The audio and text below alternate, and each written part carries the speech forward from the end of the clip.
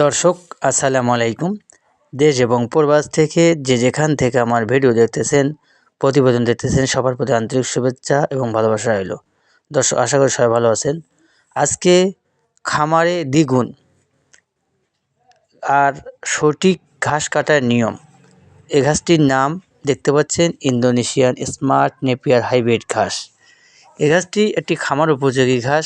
আমরা নিজের খামারের জন্য চাষ করি এবং পাশাপাশি সারা বাংলাদেশ কুরিয়ার সার্ভিসের মাধ্যমে এই ইন্দোনেশিয়ান স্মার্ট নেপিয়ার হাইব্রিড ঘাসের কাটিং আমরা ডেলিভারি দিয়ে থাকি। যারা খামার করতেছেন, বিশেষ করে যারা ছাগলের খামার করেন, তাদের জন্য এই ভিডিওটি।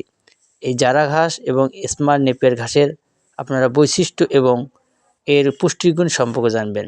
জারা ঘাসে 18 থেকে 20% এবং তার পাশাপাশি ইন্দোনেশিয়ান স্মার্ট নেপিয়ার হাইব্রিড ঘাসের পুষ্টি 18 থেকে 20, দুটেই মোটামুটি সমান পরিমাণ পুষ্টি আছে।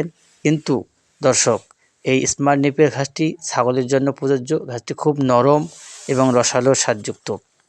এবং জারা ঘাস, যেটা আপনারা গরুর খামারের জন্য চাষ করতে পারেন। গরুর খামারের জন্য এই জারা ঘাস অনেক ভালো লম্বা হয়, প্রায় 16 ফিট লম্বা।